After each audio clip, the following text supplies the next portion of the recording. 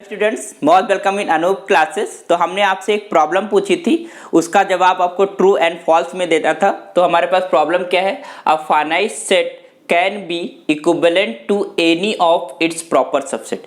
क्या finite set अपने किसी प्रॉपर सबसेट के इक्विवेलेंट हो सकता है? ठीक है, तो इसका जवाब क्या है? फॉल्स, दिस नहीं।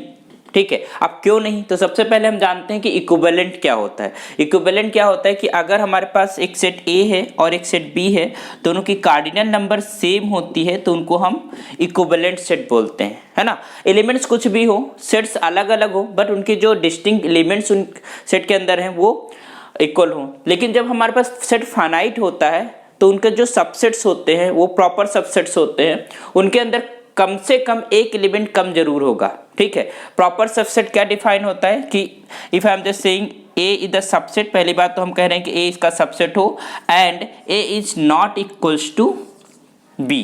मतलब पूरा का पूरा हम सेट नहीं ले रहे। इसका मतलब ये है कि if I am just saying if A is a proper subset of B and B is a finite set, क्योंकि हम फाइनाइट सेट की बात कर रहे हैं, इन दैट केस जो कार्डिनलिटी होगी A की, this strictly less than cardinality of B। कोई भी प्रॉपर सबसेट ले लेंगे उसकी कार्डिनलिटी हमेशा, ठीक है, अपने सुपर सेट से कम ही होगी, एटलीस्ट वन कम जरूर होगी, है ना। तो ये प्रॉपर सबसेट होता है फॉर द फाइनाइट सेट। ठीक है, तो इसका मतलब है कि कार्डिनलिटी कभी इक्वल तो होगी नहीं, कोई भी हम प्रॉपर सबसेट क्यों ना ले। तो इसका अगर इक्वल नहीं होगी तो इसका मतलब है कि वो दोनों सेट इक्विवेलेंट नहीं होंगे। इसका मतलब है कि जो प्रॉपर सबसेट होगा किसी फाइनाइट सेट का, वो अपने सेट का या अपने सुपर सेट का कभी भी इक्विवेलेंट नहीं होगा। ठीक है, इक्विवेलेंट नहीं होगा तो इसका मतलब है कि नॉट पॉसिबल, है ना। नॉट पॉसिबल, इसका मतलब ये ऑप्शन, ये जो स्टेटमेंट लिखा हुआ है दैट इज योर फॉल्स, है ना। A finite set can be equivalent to any of its proper subset, no never.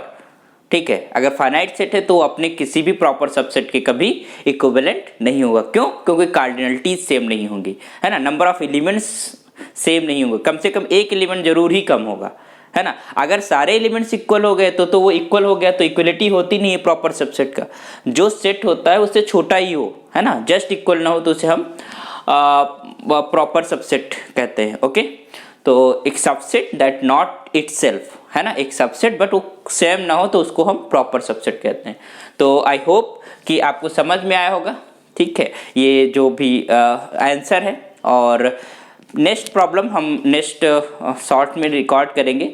और आप देखते रहिए, आप मैथमेटिक्स को सीखते रहिए, और ये छोटे छोटे जो एस्पेक्ट होते हैं मैथमेटिक्स के, छोटे छोटे जो कॉन्सेप्ट्स होते हैं, उनको जानना बहुत ज़रूरी होता है। Okay, thank you so much.